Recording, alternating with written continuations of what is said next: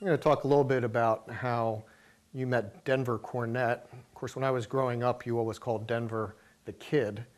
Of course, he was not that young. In 1948, when you were racing the first road course at Watkins Glen, you were using a MG 4, which you had installed a supercharger on from an American model, I believe. And why don't you describe how you met Denver during both of your misfortune in the first race? Yeah, well, that is exactly a double misfortune, but it ended up very, very good. I came around the turn entering what's now known as the Cornett Bridge. I noticed the turn on the other side, and I knew I had to take the turn, so I came down and started drifting a little out and stepped on the gas to make the next turn. But unfortunately, I stepped on it too hard, and the supercharger just got into it and just blew the hose off it.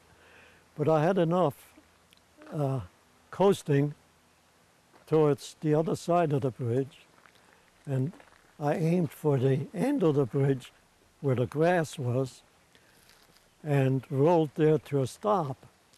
And then I looked to my right, and I saw a lot of people starting down the embankment there. So naturally, I knew something had happened. So I got out of the car and I went down to see what actually is going on down here. And to my amazement, I saw a TC with the wheels upside down. So on the top, so I knew something was wrong. So I went down too. They lifted the car off, and there's a pretty known saying about what Denver Cornett said at the time, because one of the men said, I wonder if he's still alive. And Denver said, get the damn thing off of me and find out. When he was completely under the car. So I got to talking to Denver Cornett, and that's how I met him. And we became good friends, and we were that all the way until he passed away in '06. That's the story of the Cornett Bridge.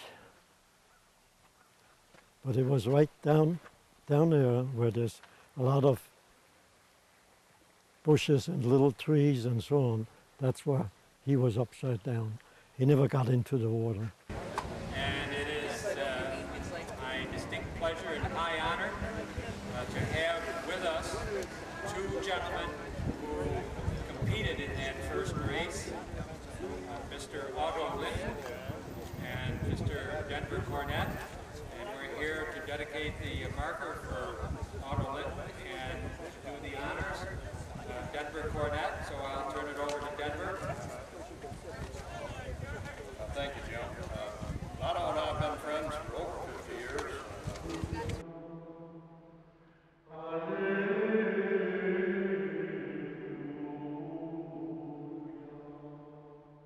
But we started a friendship right then and there with the problems that we each had, and this friendship has lasted all the time of our lives.